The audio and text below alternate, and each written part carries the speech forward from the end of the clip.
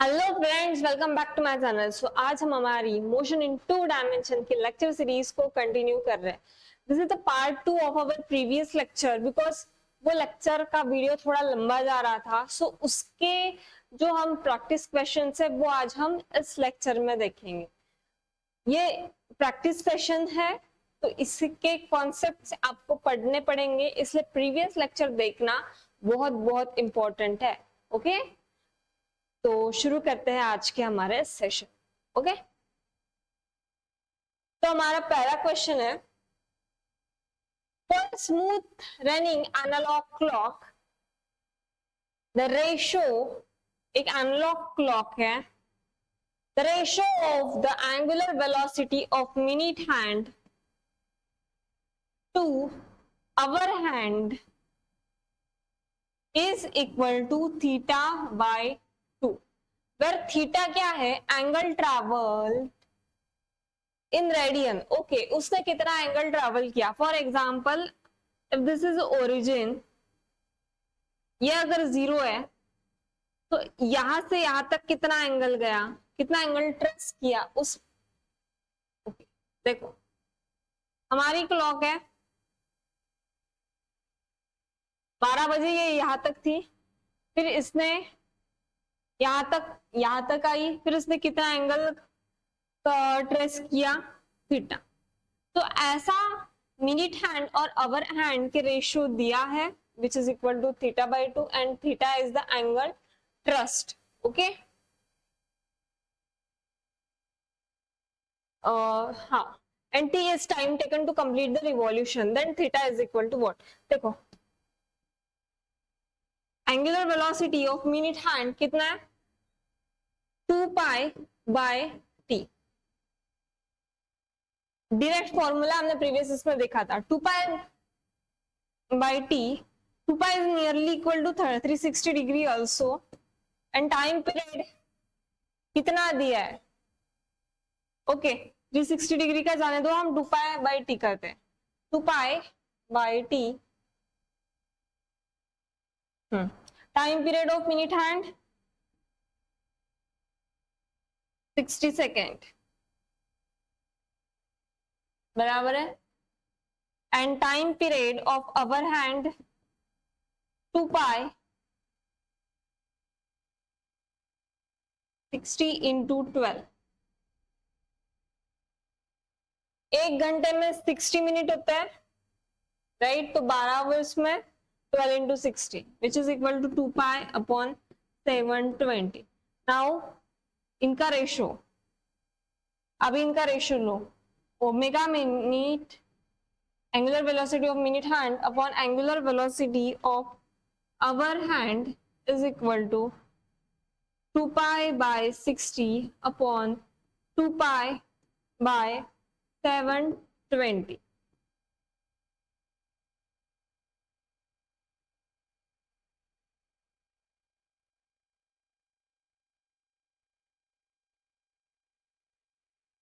okay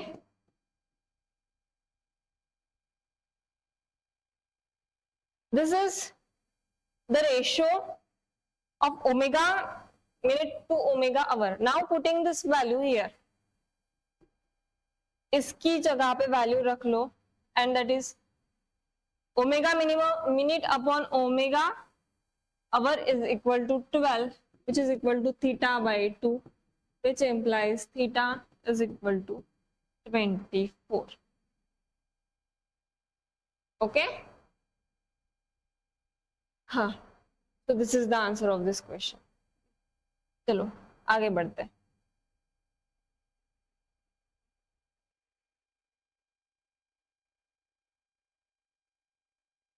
so next, suppose a particle trapped in a circular groove of radius 10 centimeter। this is circular groove, इसका radius है 10 centimetre. along the groove steadily and completes 14 revolution in 50 second। कितने 14 revolution in 50 second. देखो इसका मतलब frequency दी है 14, देखो time period कितना लगता है, देखो frequency n is equal to 1/t, this is for 1 revolution, ये हमने पिछले लेक्चर में देखा था। तो 14 रिवॉल्यूशन के लिए frequency is equal to 14/50 second, n is equal to 14/50. Okay, so the linear speed of the particle is v is equal to r into omega. Radius कितना दिया है 10, ओमेगा की value this is 10 centimetre, okay 2 pi n, 10 centimetre into 2 pi, n is what for 14 revolution, 14 revolution in 50 second, calculate the value जो आएगा वो answer centimetre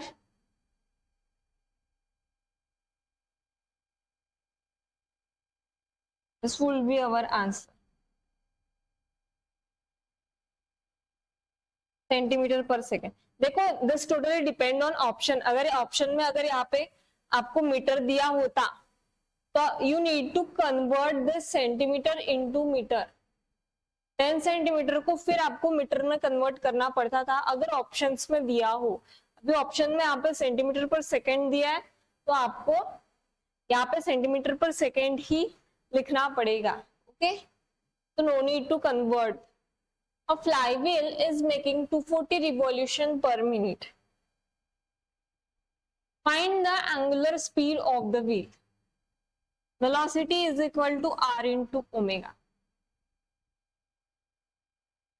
And omega is equal to 2 pi n. ये हमने पिछले lecture में देखा।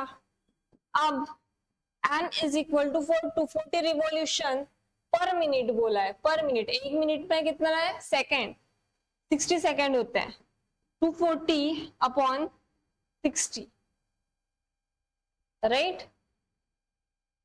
240 revolutions को, for 240 revolution to complete 240 revolution को कंप्लीट करने के लिए उसे 1 मिनट लगता है, so time period is 60 seconds. तो आर कितना दिया है, flywheel is making 240 revolutions per minute, find the angular speed of the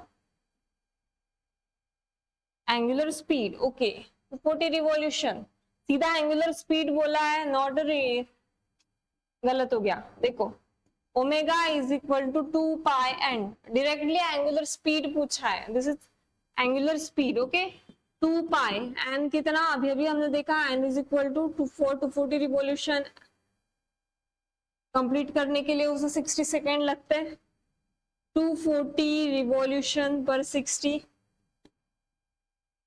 okay, जो भी आंसर होगा लिख लीजिए।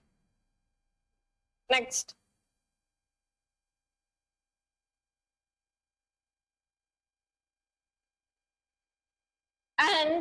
ant is trapped inside a circular groove of radius 10 centimeter.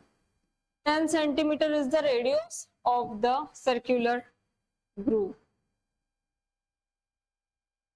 It moves steadily along the boundary of the groove.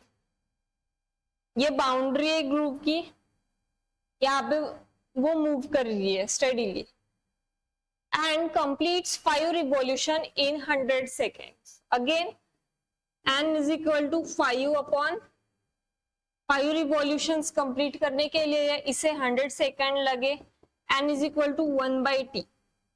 Frequency is 1 revolution complete करने के लिए उसे t time लगता है, यह हमने कॉन्सेप्ट में देखा था। तो 5 रिवॉल्यूशन कंप्लीट करने के लिए उसे 100 सेकेंड इतना टाइम पीरियड लगता है, okay.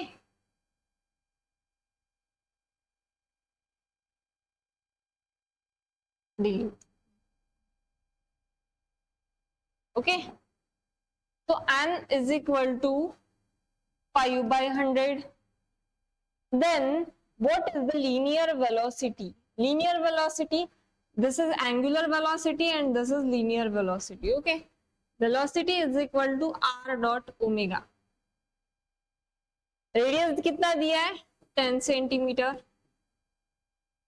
Frequency 2 pi n, direct formula 10 2 pi n is equal to 5/100.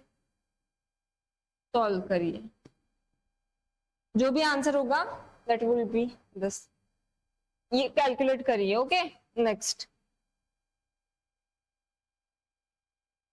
Two cars of masses m1 and m2 are moving in a circle of radii r1 and r2 of their speeds.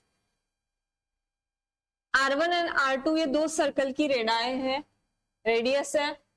If their speeds are such that they complete revolution in the same time, इनको revolution complete करने के लिए equal time लगता है. ये data है, पहले data हमेशा लिख लेना कोई भी आंसर सॉल्व करते वक्त.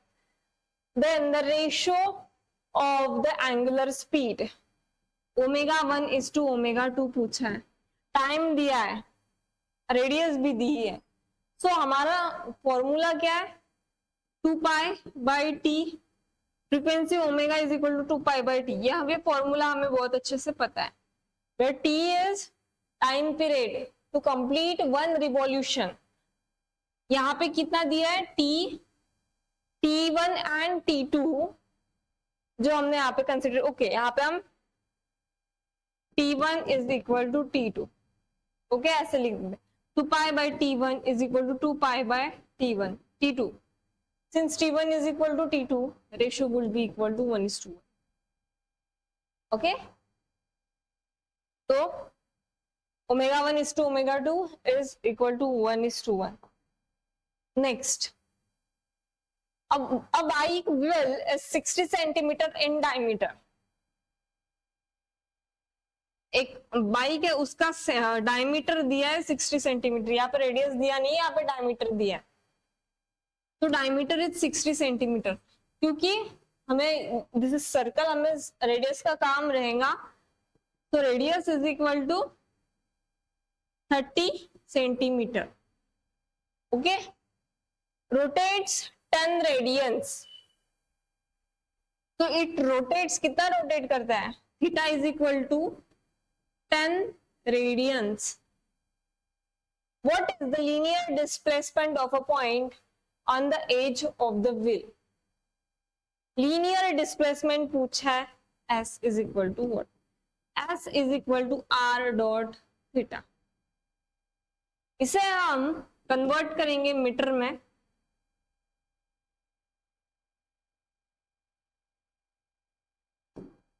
.3 मीटर. ओके, तो रेडियस की वैल्यू रख लो. Put the value of radius 0.3 into 10 radian. Displacement will be equal to 3 meter. Okay, this will be the answer. Next,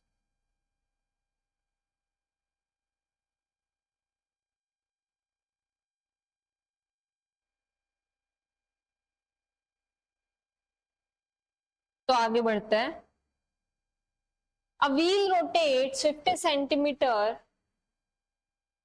in radius.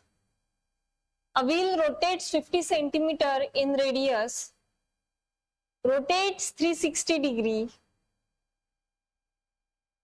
What is the linear displacement of a point on the edge of the wheel? यहाँ पे हमें सबसे पहले 360 degree को radian में convert करना है. तो this is the formula 360 into pi by 180. इसे कन्वर्ट करो तो आंसर वुड बी 6.28. अब ये डायरेक्टली भी कर सकते, देखो कितना दिया है 360 डिग्री. ये तो एक फॉर्मूला है जिसके तरीके से आप कर सकते हैं.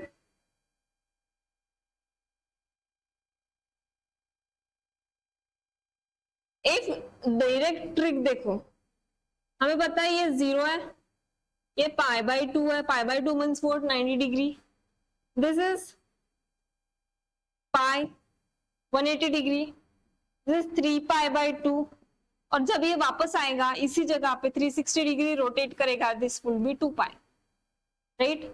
360 डिग्री के लिए 2π is answer in the radian, okay. तो यहाँ पे 360, यहाँ से हमें पता चलता है 360 degree is equal to 2π radian in radian, and pi is equal to 2 into 3.14, हमें पता है इसकी डायरेक्ट वैल्यू क्या है, पाई इज इक्वल टू, तो इसे मल्टीप्लाई करो 6 to 6.28, so this is the value of 360 degree in radian।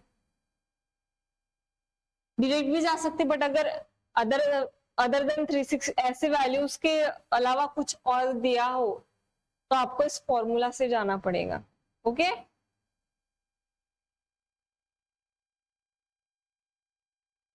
कुछ ट्रिक्स से याद रखिए, कुछ कॉन्सेप्ट्स का डायरेक्ट यूज करिए ताकि आपके क्वेश्चंस, आपके सॉल्यूशंस जल्दी सॉल्व हो जाएंगे। तो क्या पूछा है, 360 degree is equal to 2π radian और 6.28 radian, okay. What is the linear displacement, S is equal to r dot theta, this is where S is a linear displacement, radius कितना है 50 centimetre, 50 centimetre into theta is 6.28 radian, इसे हम metre में convert कर लेते हैं, 0.5 into 6.28, final answer आप calculate कर लीजिए, ओके। बढ़ते हैं आगे। A body runs about 400 meters in a circular track, एक सर्कुलर ट्रैक है, लेट यहां से शुरू कर रही है बॉडी पॉइंट ए से पॉइंट बी तक जाते उसने 400 मीटर का डिस्टेंस कवर किया, 400 metre, okay, in a circular track जिसकी रेडियस है 35 metre is the radius of the track, what is the angular displacement. और यहां से यहां तक कुछ गई, इसका मतलब कुछ ना कुछ उसने एंगुलर डिस्प्लेसमेंट किया होगा, that will B theta, that is our theta, okay. Theta हमें पूछा गया कितना है, एंगल ट्रेस कितना किया है, तो arc length theta is equal to arc length upon radius of this circle, जैसे हम ये भी कह सकते हैं, और distance travel upon radius, but this is geometrical formula to find the value of theta, तो मैथमेटिकल डायरेक्ट फॉर्मूला आप आर्क लेंथ अपॉन रेडियस भी कर सकते हैं, फिर उसका मतलब ही वही है, डिस्टेंस ट्रैवल्ड अपॉन रेडियस कितना है 35 metre, this is the angular displacement, okay। Next आगे बढ़ते हैं, ओके। तो आज के हमारे प्रैक्टिस क्वेश्चंस यही तक थे। कॉन्सेप्ट्स को और अच्छे से समझने के लिए आप लोगों को प्रैक्टिस क्वेश्चन ज्यादा से ज्यादा सॉल्व करने बहुत जरूरी है, तभी आप सारे कॉन्सेप्ट्स को अच्छे से समझ पाएंगे, ओके। तो अगर आपको अच्छा लगे ये कंटेंट तो प्लीज फॉलो करिए हमें। मिलते हैं अब नेक्स्ट लेक्चर में, जिसमें हम पढ़ेंगे सेंट्रीपिटल फोर्स, सेंट्रीपिटल एक्सेलरेशन, उनके न्यूमेरिकल्स, वो हम मोस्ट प्रोबेबली एक ही लेक्चर में कंप्लीट करने की पूरी तरह कोशिश करेंगे। ये जो था, this was a part 2 of the linear variables, motion in 2 dimension के अंदर जो हमने लीनियर वेरिएबल्स और एंगुलर वेरिएबल्स पढ़े ना, तो उसका ये पार्ट 2 था, जिस पार्ट 1 में हमने सिर्फ कॉन्सेप्ट्स क्लियर किए हैं, कॉन्सेप्ट्स कंप्लीट किए हैं, उन्हें ही प्रैक्टिस करने के लिए हम यहाँ तक आए, ओके। तो मिलते हैं अब नेक्स्ट लेक्चर में, सो प्लीज फॉलो करिए, टच में रहिए, ताकि आपको ये पूरा चैप्टर अच्छे से समझ में आएंगे, ओके। चलो मिलते हैं नेक्स्ट।